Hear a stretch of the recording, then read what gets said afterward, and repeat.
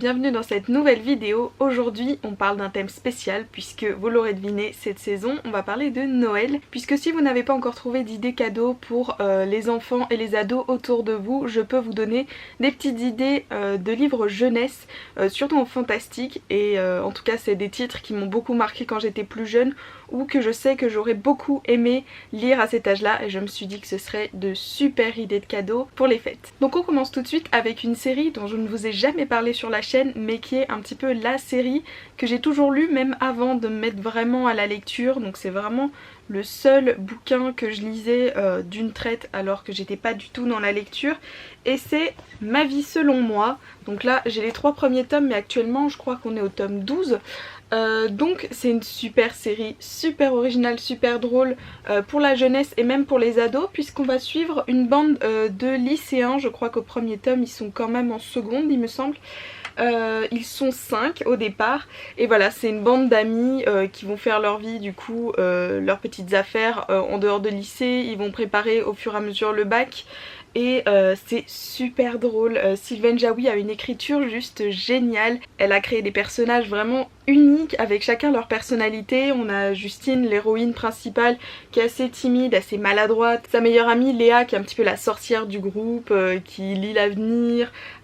qui a toujours de super idées et qui est très artistique. On a aussi chez les garçons le cousin de Léa qui est assez colérique mais finalement qui est très gentil, on va vite le voir. On a aussi Jim, on a aussi Ingrid, la petite peste du groupe, mais qui, vous savez, est attachante,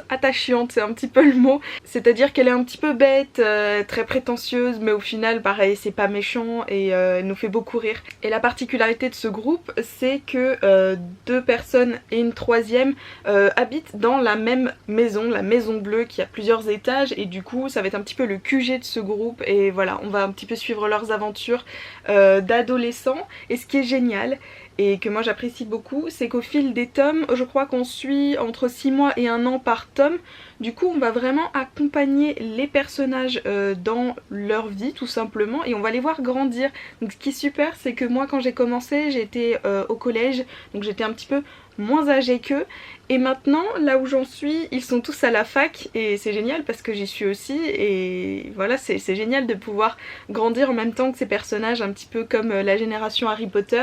Et franchement je vous les recommande à 100%. Vos enfants vont les lire d'une traite, c'est sûr, les ados aussi. Et en même temps, petit point assez original et qui pourrait peut-être vous convaincre encore plus, c'est que tous ces livres ont des points de culture à l'intérieur, comme surtout dans les tomes où on parle du bac, on a beaucoup de petits points sur des auteurs, sur des citations, d'histoire. Donc c'est super, en même temps vous apprenez des choses. Donc il y a tout ce qu'il faut dans ce livre, on passe un super moment, on apprend, on rigole. Donc il y a absolument tout ce qu'il faut pour une super lecture. Ensuite je vais vous présenter le tome 1 et le tome 2 de Silver Battle de K.D. Albrook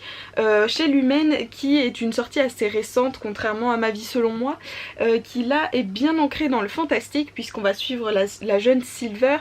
qui rêve depuis toujours de faire partie des courses de dragons d'eau, donc de trouver cette race en particulier qui est assez rare, et de pouvoir voguer sur les flots et participer à ces courses, et de rencontrer sa grande idole qui est la championne de ces courses, qui n'est autre que Sagittaria Prodigo. Et cette jeune femme, on va vite se rendre compte, n'est pas du tout la gentille championne qu'elle s'attendait à voir. Dans ce livre on va avoir énormément d'aventures, un petit peu de politique avec des intrigues de royauté, avec la reine du coup qui va un petit peu lui mettre des bâtons dans les roues, vous le verrez. On a des personnages très attachants, notamment le cousin de Silver qui va l'accompagner dans toute sa quête, mais aussi tout un éventail de dragons différents.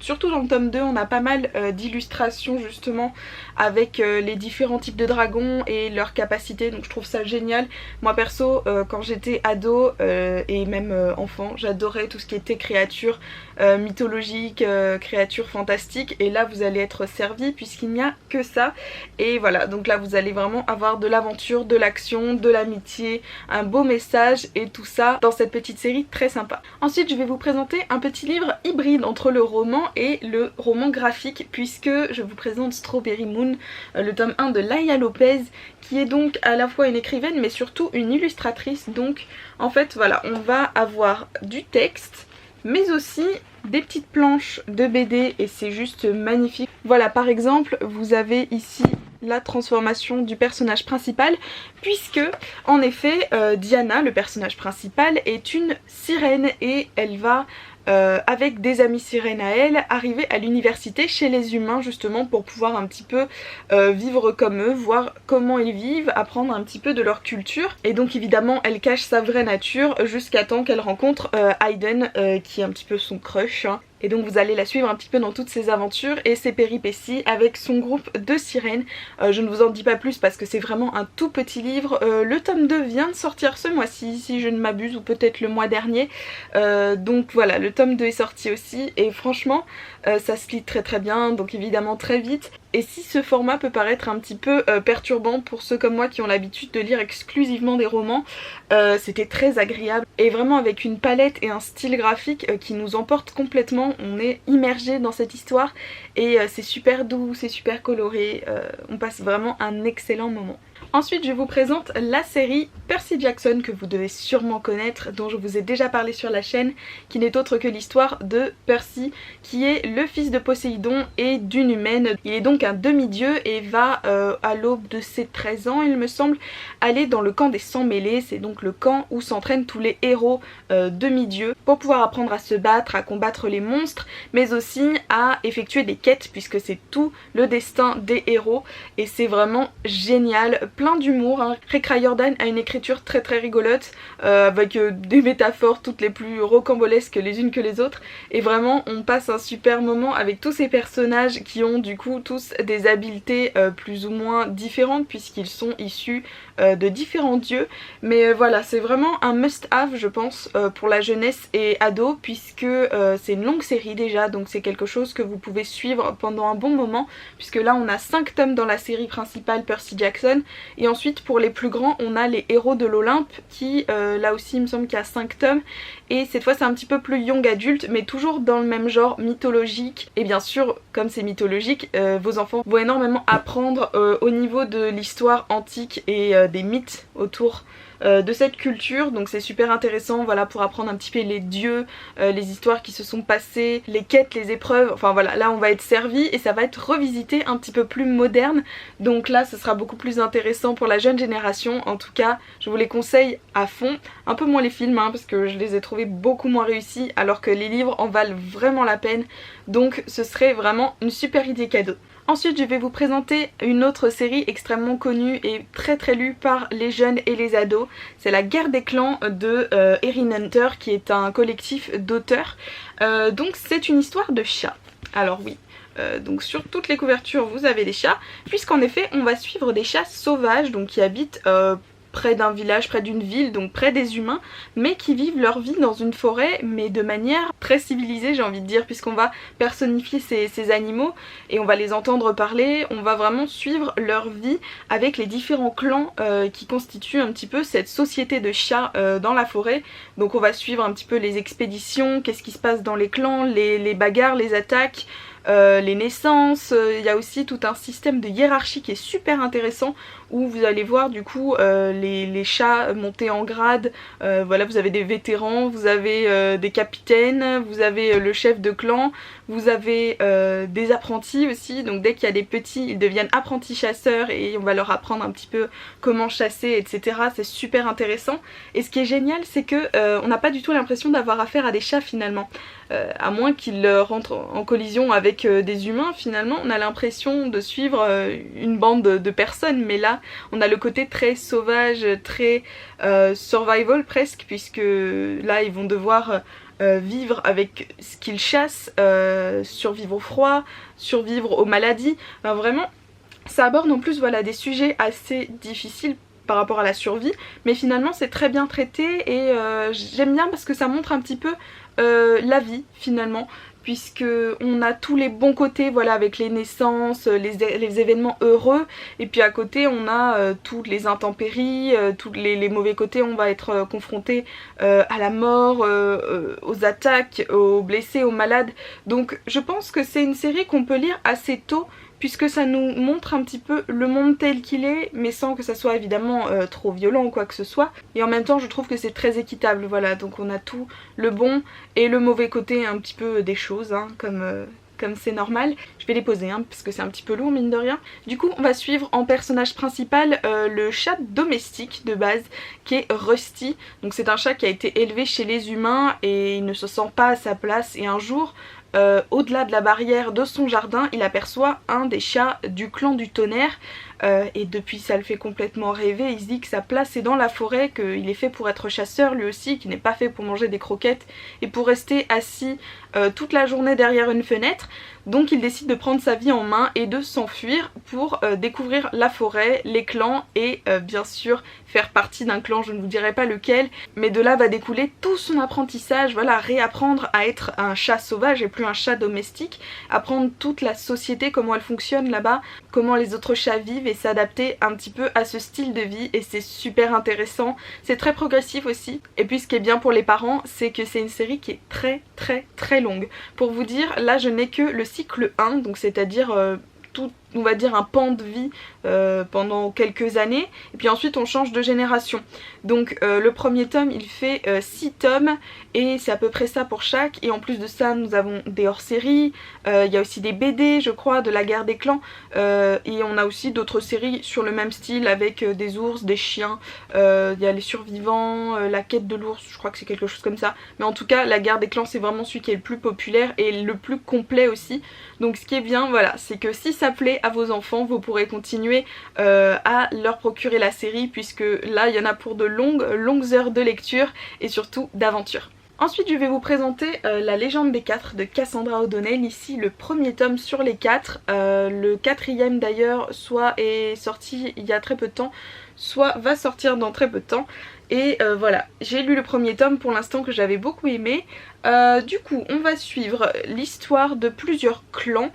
qui sont des yokai. Les yokai ce sont des humains qui peuvent se transformer en animaux et en particulier en leur animal totem. Donc vous avez le clan des loups, des aigles, des serpents et des tigres. Donc voilà, tous ces humains peuvent se transformer en ces animaux là, et du coup ça fait des communautés très fermées puisque vous avez des clans. Les clans ne se mélangent pas en fait entre eux, c'est interdit et ça pourrait bien déclencher une guerre, et pourtant on a ces deux individus, donc cette jeune fille qui est du clan des loups et ce jeune garçon du clan du tigre, qui vont se lier d'amitié et ne comprennent pas pourquoi leur famille et leur clan ne veulent même pas s'adresser la parole. Et justement, afin d'éviter une guerre entre les clans suite à un complot que vous allez découvrir,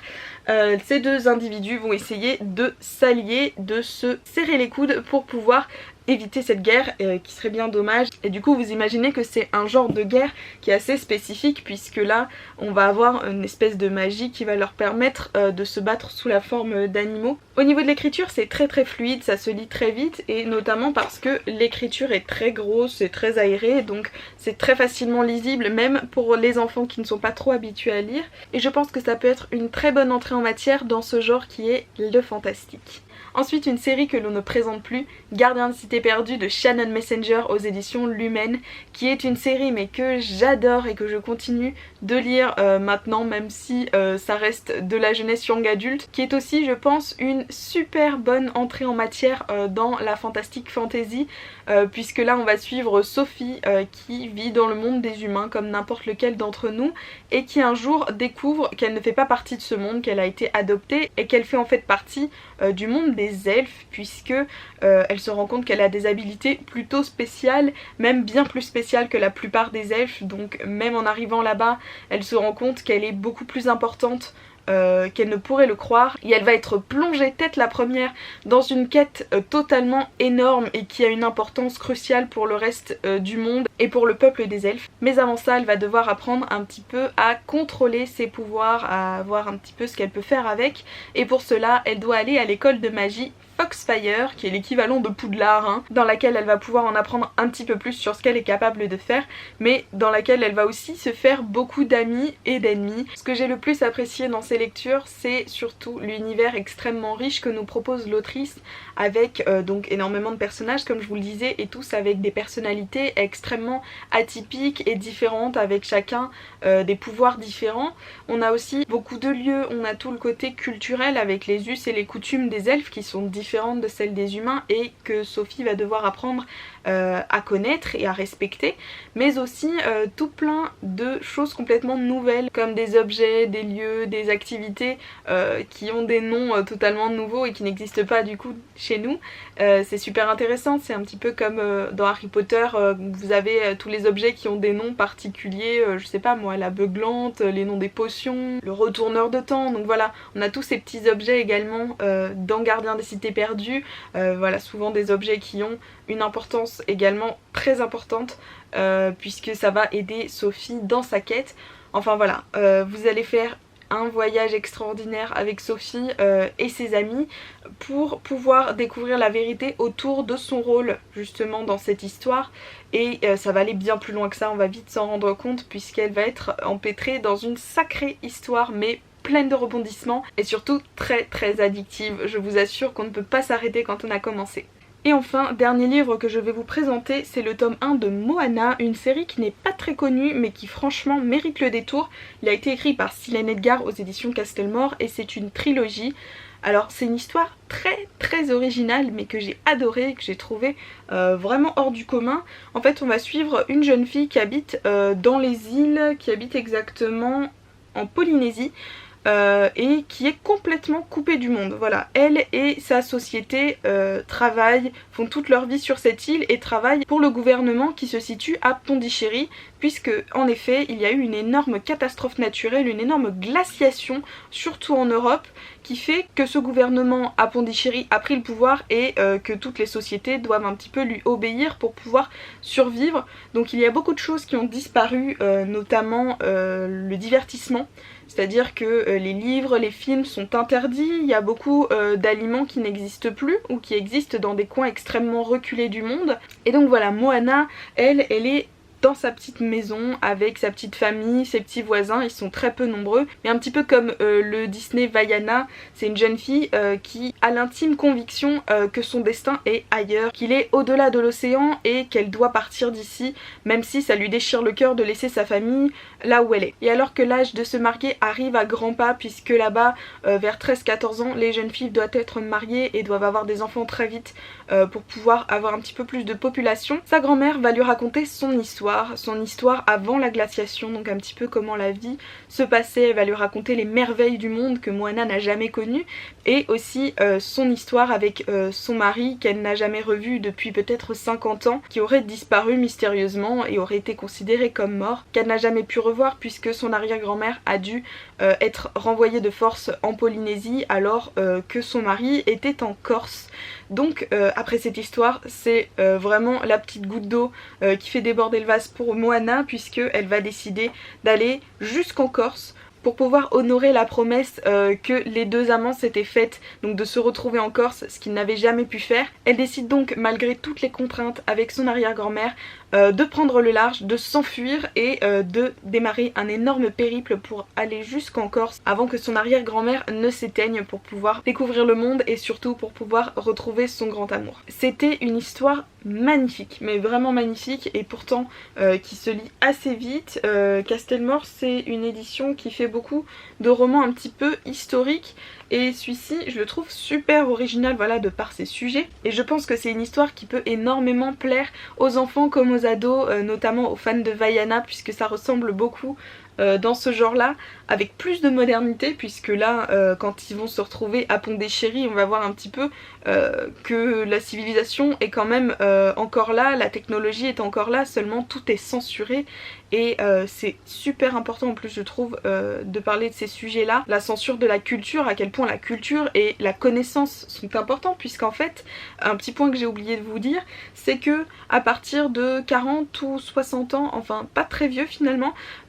les personnes âgées sont envoyées dans des maisons de retraite, soi-disant, à Pondichéry, et tout simplement pour écraser la connaissance du monde, puisque c'est ces personnes-là qui ont la connaissance du monde d'avant, et ils ne veulent pas qu'elles se répercutent et qu'ils en parlent autour d'eux, donc voilà, ils les enferment dans ces maisons, ils ne peuvent plus voir leur famille, donc